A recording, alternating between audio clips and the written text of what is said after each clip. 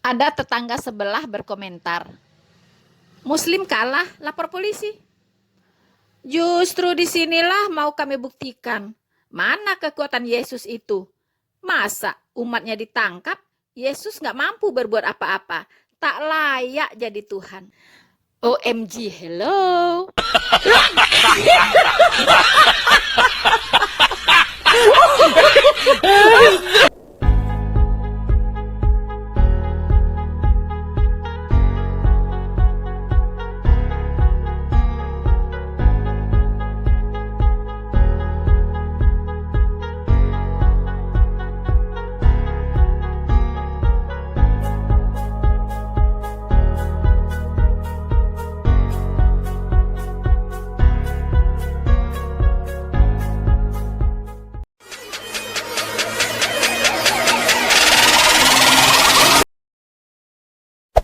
Hey there. Subscribe to my channel. And also press this bell icon. Halo saudara-saudaraku yang terkasih di dalam Tuhan, dimanapun Anda berada, bertemu kembali dengan saya Rina Solihin dalam channel kesayangan kita, Rina Menjawab. Teman-teman, saya berharap ya, saya selalu mendoakan ya teman-teman selalu dalam keadaan sehat, tidak kurang satu apapun, dan selalu dalam penyertaan Tuhan kita, Yesus Kristus. Karena tidak ada hidup yang lebih indah selain dalam penyertaan Tuhan, teman-teman. Saudara-saudaraku yang terkasih di dalam Tuhan, walaupun dalam hidup tidak selalu mudah, tidak selalu mulus, tetapi bersama Tuhan semua bisa kita hadapi. Karena Tuhan memberikan kita kekuatan, karena Tuhan memberikan kita penghiburan dan jalan keluar. Terima kasih teman-teman untuk kehadiran Anda menyaksikan video ini, dan teruslah mendukung channel penginjilan ini dengan cara like, subscribe, dan share. Saudara-saudaraku yang terkasih di dalam Tuhan, seperti teman-teman tahu bahwa saya rajin sekali ya membaca setiap komentar-komentar yang diberikan di video-video saya di channel Rina Menjawab, teman-teman. Hampir tidak ada yang saya lewatkan, kecuali secara tidak sengaja begitu ya. Mungkin karena sudah menumpuk, lalu saya tidak scroll semuanya, teman-teman. Ada yang terlewat, dan untuk itu saya minta maaf. Tetapi saya selalu berusaha untuk menghargai setiap komentar teman-teman dengan cara membacanya dan dengan cara meresponnya, teman-teman. Nah, dari sekian banyak komentar dari teman-teman yang luar biasa ya, yang sama-sama kita memberikan spirit ya, memberikan semangat penginjilan dan juga dalam memberitakan kebenaran, teman-teman ya, kita saling menguatkan, kita saling menyemangati. Untuk itu saya sangat-sangat berterima kasih kepada teman-teman semua. Saudara-saudaraku yang terkasih, dari sekian banyak komentar, ini khusus dari video saya terakhir, yaitu hujat tanda tak mampu, teman-teman. Saya menemukan sebuah komentar yang saya pikir ini harus saya counter ya, teman-teman. Karena apa? Karena setiap komentar yang diberikan itu juga dibaca oleh komentator-komentator yang lainnya. Ada mereka yang langsung merespon, ada cuman no comment begitu ya. Nah, supaya tidak membawa dampak yang tidak baik ya, dan izinkan saya untuk mengcounter komentar ini, teman-teman. Komentar ini diberikan oleh seseorang ya. Di sini tidak ada fotonya, cuma ada gambar fitur WA begitu ya, yaitu Arafuru Waters. Saya tidak tahu ya, Arafuru Waters. Ya, ini orangnya sangat apa ya, anonim ya, teman-teman ya, tidak dikenal ya, orangnya tidak dikenal, dan dia tidak menyatakan dirinya secara terang benderang ya. Kalau saya jelas ada foto saya, kemudian ada nama saya ya. Biasanya di media sosial, orang-orang yang tidak mencantumkan DP-nya secara jelas, fotonya atau nama yang sebenarnya, itu saya tidak tahu apakah itu tujuannya, apakah ada sesuatu di balik itu sehingga menyamarkan identitas, saya tidak tahu teman-teman ya. Tetapi bagi saya alangkah baiknya kalau kita memberikan identitas yang jelas. Artinya kita orang yang bertanggung jawab dengan apa yang kita tulis di media sosial dan juga apa yang kita suarakan di media sosial, teman-teman ya. Jadi bukan orang yang bersembunyi ya di belakang identitas yang tidak jelas. So, saya akan membacakan komentar dari Arafur Waters ini, teman-teman ya. Katanya begini, Muslim kalah, lapor polisi. Nah ya, maksudnya ini yang dia maksud adalah ketika kalah berdebat, Muslim ini lapor polisi, itu kebiasaannya. Nah dia membuat kalimat Muslim kalah, lapor polisi. Artinya dia tidak setuju ya jika ada yang mengatakan bahwa ketika Islam Muslim ini kalah berdebat langsung lapor polisi begitu. Dia tidak setuju. Kemudian dia berkata, justru disinilah katanya mau kami buktikan katanya ya mana kekuatan Yesus itu ya. Masa umatnya ditangkap, Yesusnya tidak mampu berbuat apa-apa, tak layak jadi Tuhan katanya ya, dengan mention ngakak ya, ketawa teman-teman. Nah, saudara-saudaraku yang terkasih di dalam Tuhan,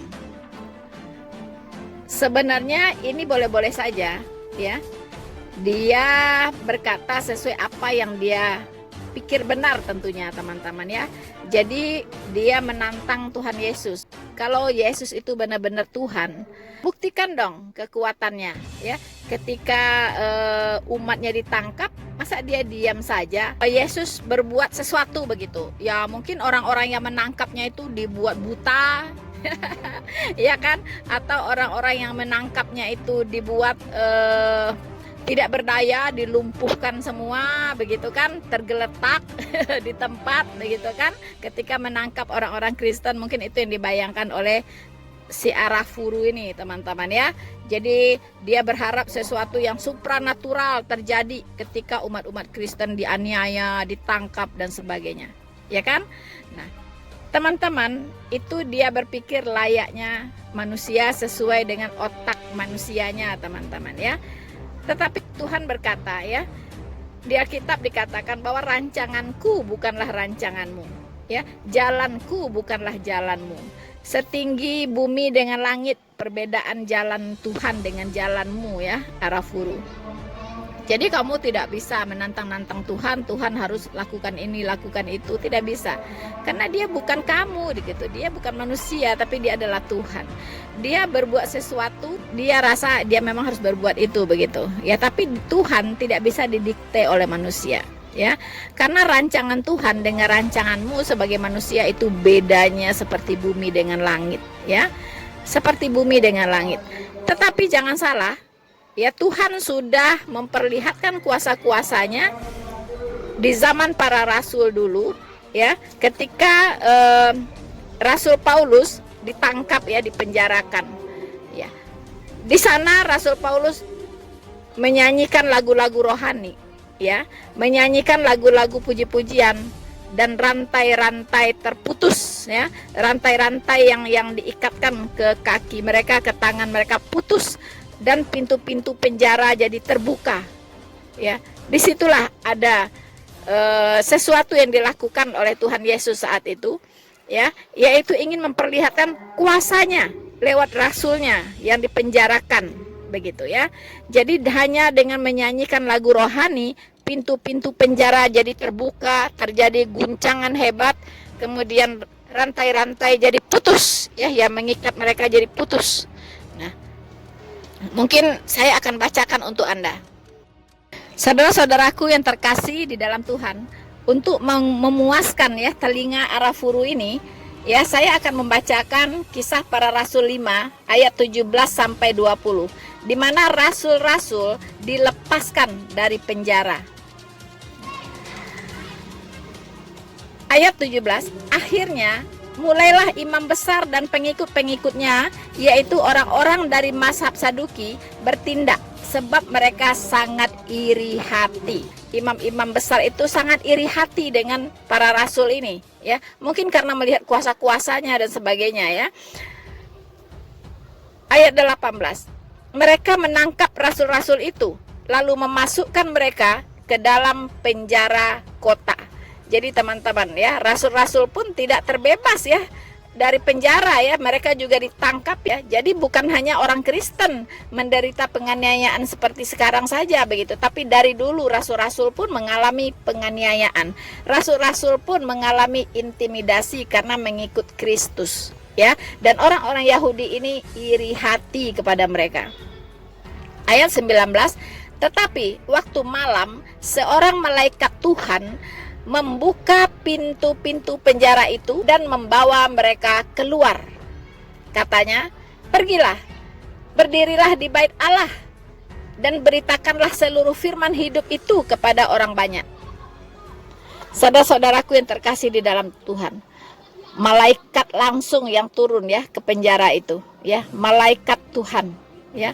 Malaikat-malaikat ini membuka pintu-pintu penjara itu dan melepaskan para rasul ini dan membawa mereka keluar. Kemudian memerintahkan, pergilah, berdirilah di bait Allah. Wow, disuruh ke bait Allah, teman-teman, di mana di situ imam-imam besar, ya, bersemayam, teman-teman, ya. Jadi pergilah ke bait Allah, katanya, berdirilah di bait Allah dan beritakanlah seluruh firman hidup itu kepada orang banyak. Wow, amazing, teman-teman, ya. Malaikat Tuhan melihatkan, ya, mempertontonkan kepada para rasul, membuktikan kuasa-kuasa Tuhan, ya, melalui malaikatnya, teman-teman, ya, di mana para rasul yang ditangkap semuanya itu dilepaskan dari penjara, ya. Tidak butuh demo untuk melepaskan mereka, ya. Tidak butuh demonstrasi berjilid-jilid untuk melepaskan para rasul ini, untuk mengeluarkan para rasul ini dari penjara-penjara. Cukup satu malaikat Tuhan turun, membuka semua pintu-pintu penjara itu, sehingga para rasul ini dibawa keluar oleh malaikat Tuhan ini. Dan bukan sampai di situ, mereka langsung, ya, diperintahkan untuk berdiri di bait Allah, untuk memberitakan, ya, untuk memberitakan firman hidup. Siapa itu firman hidup, teman-teman? Firman hidup itu adalah Yesus Kristus kepada orang banyak. Amazing, teman-teman. Dan tentunya kalau malaikat Tuhan yang memerintahkan, itu adalah perintah dari Tuhan sendiri, ya, melalui malaikatnya. Jadi ini, ya, Arafuru, ya, kalau Anda ingin melihat bagaimana kuasa Tuhan dinyatakan ketika orang-orang percaya, ya, dipenjarakan, Anda baca, ya, Kisah Rasul 5 ayat 17 sampai 20. Perikopnya adalah, judulnya adalah Rasul-rasul dilepaskan dari penjara, ya. Jadi apa yang Anda minta supaya Yesus Kristus turun tangan itu bukan sesuatu yang mustahil. Dia tinggal mengirim malaikatnya ke penjara. Itu semua bisa diobrak-abrik oleh malaikat Tuhan kalau Tuhan mau, ya. Tetapi apa yang Anda pikirkan bukan seperti yang dipikirkan Tuhan, ya. Tapi Anda sudah melihat, sudah pernah terjadi, ya.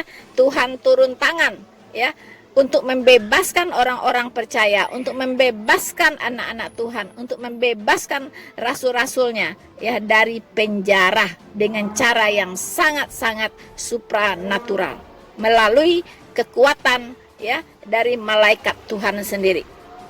Oke, Arafuru. Tapi saudara-saudaraku dan saudara Arafuru yang saya kasihi, ya,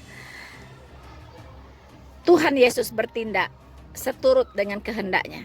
Saudara Arafuru yang saya kasihi, Anda harus mendengarkan apa yang terjadi ketika Rasul Paulus dan Silas itu dipenjarakan di Filipi, ya. Ini untuk menjawab tantangan Anda, mengapa Yesus Kristus tidak berbuat apa-apa ketika orang-orang Kristen dipenjarakan? Itu kan pikiran Anda. Tuhan Yesus bisa berbuat apa saja, ya, jika Dia menghendaki, ya. Tadi saya sudah bacakan ketika para rasul dipenjarakan, ya, Tuhan Yesus mengirim malaikat Tuhan untuk membuka pintu-pintu penjara itu dan membawa keluar para rasul itu, ya. Kemudian penjaga penjara dan imam-imam bingung, ya, Ketika penjara itu dilihat, pintunya tertutup rapat dan rapi, dan di depannya juga banyak para penjaga penjara itu, ya. Tapi setelah pintu dibuka, tidak seorang pun dari rasul itu ada di dalam. Menurut Anda, para rasul ini dibawa keluar oleh malaikat ini lewat apa? Dengan cara seperti apa? Silakan Anda pikirkan sendiri, ya. Nah, sekarang saya akan membacakan ya kepada Anda bagaimana kejadian yang terjadi ketika Rasul Paulus dan Silas dipenjarakan di Filipi. Silakan dengarkan baik-baik. Ketika tuan-tuan perempuan itu melihat bahwa harapan mereka akan mendapat penghasilan lenyap, mereka menangkap Paulus dan Silas, lalu menyeret mereka ke pasar untuk menghadap penguasa. Setelah mereka membawa keduanya menghadap pembesar-pembesar kota itu, berkatalah mereka, katanya, orang-orang ini mengacau kota kita ini karena mereka orang Yahudi dan mereka mengajarkan adat istiadat yang kita sebagai orang Rom tidak boleh menerimanya atau menurutinya. Juga orang banyak bangkit menentang mereka. Lalu pembesar-pembesar kota itu menyuruh mengoyakkan pakaian dari tubuh mereka dan mendera mereka, ya. Jadi pakaian Rasul Paulus dan Silas itu dikoyak, ya. Kemudian mereka digebukin, ya, atau disebut juga dengan mendera mereka, memukuli mereka, ya. Ayat 23. Setelah mereka berkali-kali didera, mereka dilemparkan ke dalam penjara. Wow, ya, lebih sakit, ya, lebih sakit dari MKC ini, ya. Kepala penjara diperintahkan untuk menjaga mereka dengan sungguh-sungguh. Sesuai dengan perintah itu, kepala penjara memasukkan mereka ke ruang penjara yang paling tengah dan membelenggu kaki mereka dalam pasungan yang kuat. Waduh, ya. Kalau MKC tidak sampai dipasung, ya. Kalau Rasul Paulus dan Silas dipasung, teman-teman, ya. Kakinya dibelenggu, ya, dengan pasung seperti orang gila kan? Orang gila kan yang dipasung, ya. Nah, Rasul Paulus diperlakukan seperti orang gila, dipasung, teman-teman, ya, dengan pasungan yang kuat.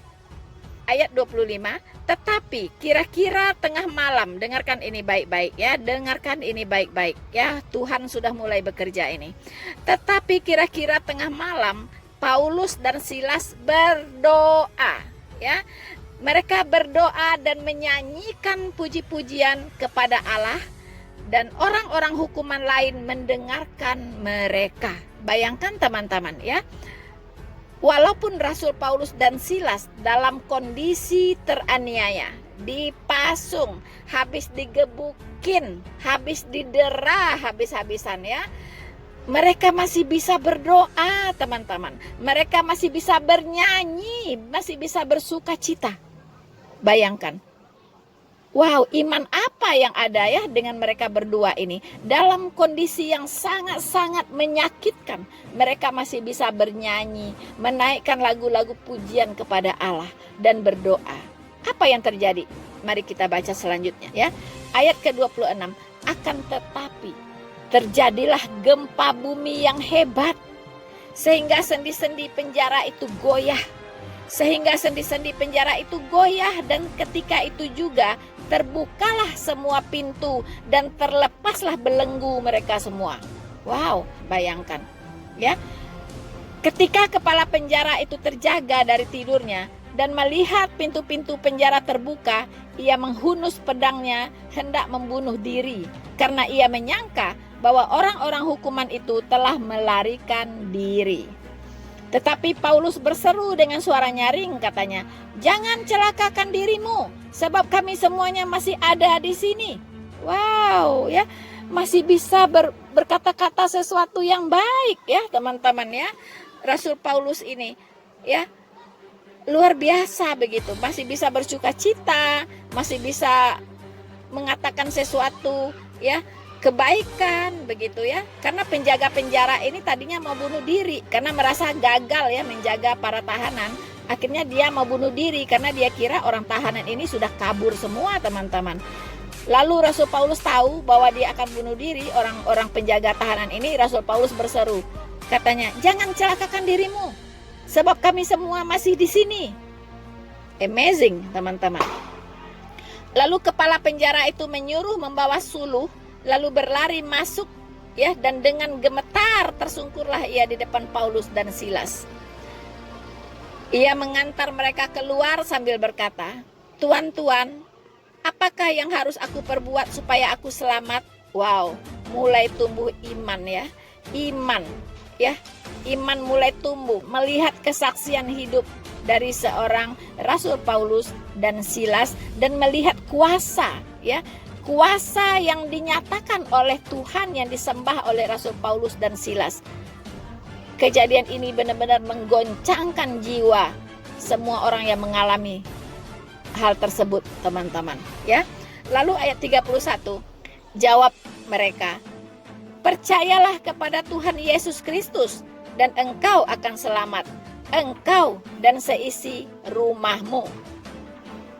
Puji Tuhan. Saat itu, ya, Rasul Paulus memberitakan Injil.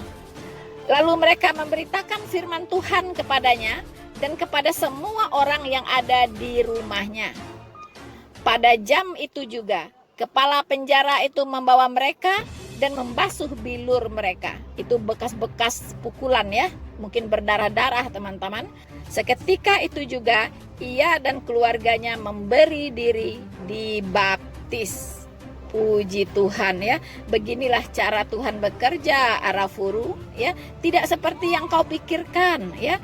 Lebih dahsyat dari apa yang kau pikirkan Tuhan bisa lakukan, ya. Bisa Tuhan lakukan, dan Tuhan sudah lakukan itu kepada Rasul Paulus dan Silas, ya. Bagaimana kejadian, ya, di penjara itu terjadi gempa bumi, kemudian pintu-pintu penjara terbuka, kemudian pasung, ya, yang membelenggu mereka jadi terbuka semuanya. Ya, bahkan bukan itu saja, kepala penjara pun jadi bertobat, ya, percaya kepada Yesus Kristus sebagai Tuhan dan juru selamatnya. Hanya lewat apa? Lewat doa dan nyanyian, puji-pujian yang dilakukan oleh Rasul Paulus dan Silas. Ayat 34, lalu ia membawa mereka ke rumahnya dan menghidangkan makanan kepada mereka. Dan ia sangat bergembira bahwa ia dan seisi rumahnya telah menjadi percaya kepada Allah. Amin, puji Tuhan, ya. Puji Tuhan, puji Tuhan. Moto hidup dari seorang Rasul Paulus. Dia berkata, "Karena bagiku hidup adalah Kristus dan mati adalah keuntungan."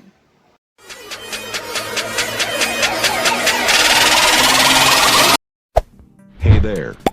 Subscribe to my channel. And also press this bell icon.